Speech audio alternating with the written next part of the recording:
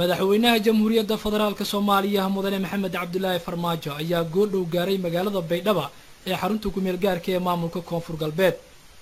madaxweynaha dowladda federaalka Soomaaliya ayaa diyaaradiisii goordhow waxay ka caga dhigatay garoonka diyaaradaha ee magaalada Baydhabo isagoona si weyn halkaasi loogu soo dhaweeyay waxaana soo dhaweyntiisa ka qayb galay madaxweynaha maamulka Koonfur Galbeed Shariif Xasan Sheekh Aadan iyo madax kale oo ka tirsan dowladda maamulka Koonfur Galbeed. wariye Axmed Saadiq oo ku sugan garoonka diyaaradaha magaalada Baydhabo ayaa goordhow ka wareystay safarka madaxweynaha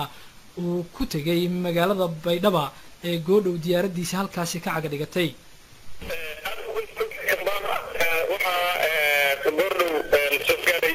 madaxweynaha jamhuuriyadda federaalka Soomaaliya mudane Maxamed Cabdullaahi Farmaajo inkastoo weli diyaaradii aan ka soo degan oo hadda aan ku suganahay magaalada Baydhabo waxaa loo fidiyay roog casaan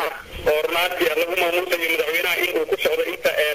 uu ka gaarayo heerka nasashada si loo soo gudbiyo xarunta madaxtooyada waxaa saf ku jira dhammaanba madaxdii dowlad goboleedka Koonfur Galbeed oo ugu horeeyay madaxweynaha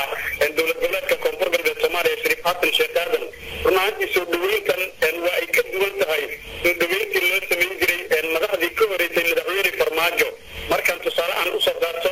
madaxweyne Sheekh Shariif oo ka horeeyay madaxweynihii xilka ka degay Xasan Sheekh Maxamuud marka ay soo gaarayaan magaalada Baydhabo waxaa saraakiil sharaf ay ka qaadan jireen ama ka qaadan jiray labada ciidan ee AMISOM iyo ciidamada Soomaalida hadda waxaa ku sugan Baydhabo ciidamada qaybta saddexaad ee secretary ee Ethiopia kuma jiro wax saraakiil sharaf ah kuwa ka qaadanaya laakiin ciidamada xoogga dalka kaliya ayaa dabcan hadda salaanta siin doona sida muuqata marka waxaa hadda qaabada ku jirta in madaxweynaha uu soo dhaweeyo kaliya saraakiil sharafna uu ka qaatay ciidamada xoogga dalka qaybta lixdanaad. waaye Axmed Saadiq mas'uuliyiinta ee soo dhaweynaysa madaxweynaha Soomaaliya yaad ka xusi kartaa oo ku sugan garoonka diyaaradaha ee magaalada Baydhabo. waxaa ka mid ah madaxweynaha dowlad goboleedka Koonfur Galbeed Soomaaliya Shariif Xasan Sheekh Aadan iyo gurihiisa wasiirada sida wasiirka beeraha wasiirka warfaafinta wasiirka hubka dhigista iyo dhaqan celinta maleeshiyaadka iyo wasiiro kale iyo xildhibaano ka tirsan Koonfur Galbeed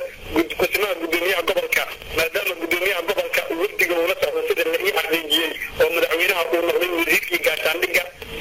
sidoo kale waxaa ku sugan gudoomiyihii degmada marka madax aad u fara badan ayaa soo dhaweynaysa madaxweyne Farmaajo. waayahay Axmed Saadiq ugu dambeyn ammaanka guud ee magaalada Baydhabo iyo weliba ee garoonka diyaaradaha bal iiga waran isagan. ammaanka guud ee magaalada Baydhabo runtii maanta aad ayaa loo adkeeyey isu socodkii gaadiidka ayaa la adkeeyey waxaana magaalada hadda ay tahay mid runtii ammaankeeda aad loo adkeeyey laakiin waxaa soo degay laba diyaaradood oo hordhac u ahaa oo ciidamo ah madaxweyne Farmaajo si ay u sugaan ammaanka madaxweyne. aad buu mahadsan yahay kaasi wuxuu ahaa wariye Axmed Saadiq oo iman ku sugan garoonka diyaaradaha ee magaalada Baydhabo oo goordhow uu gaaray madaxweynaha jamhuuriyadda federaalka Soomaaliya. dhanka kale maamulka Koonfur Galbeed ayaa faahfaahin ka bixiyay safarka madaxweynaha dowladda Soomaaliya oo ku gaaray magaalada Baydhabo. maxamed cabdi xasan iidle ayaa faahfaahinay.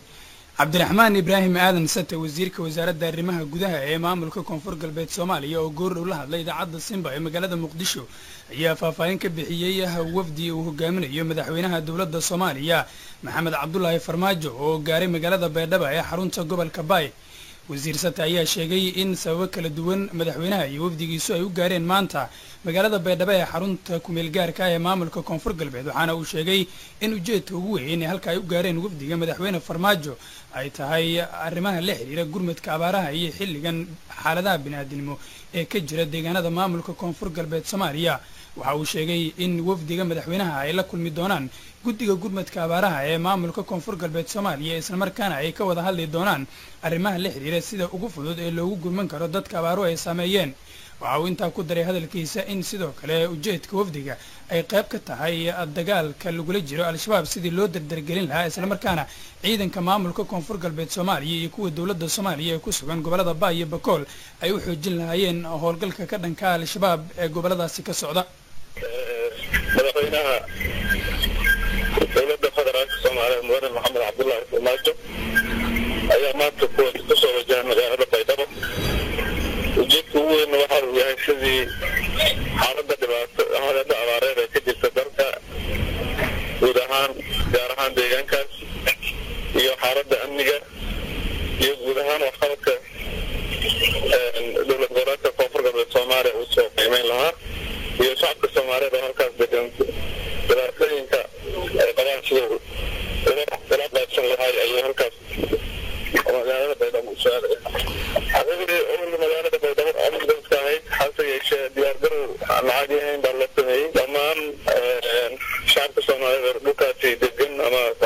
ahaan magaalada baydhabo si aad ay ugu faraxsan yihiin imaatanka iyo booqashada madaxweynaha magaalada baydhabo ee xarunta gobolka baay ayaa wararka hadda naga soo gaaraya waxay tilmaamayaan in aad loo adkeeyey ammaanka magaalada baydhabo waxaana la filayaa in madaxweyne maxamed cabdullaahi farmaajo uu markaasi kulan gaara uu la yeesho guddiga gurmadka abaaraha iyo mas-uuliyiinta maamulka koonfur galbeed soomaaliya iyadoona sidoo kale madaxweyne farmaajo iyo wafdigiisa ujeedka halka ay u gaareen warar hoose oo aan helayno ay tilmaamayaan sidii loo diyaarin lahaa ciidamo ka tirsan maamulka koonfur galbeed iyo kuwa dowladda oo go'doonka ka saara deegaano ka mida gobollada baay iyo bakool oo hadda u go'doonsan al-shabaab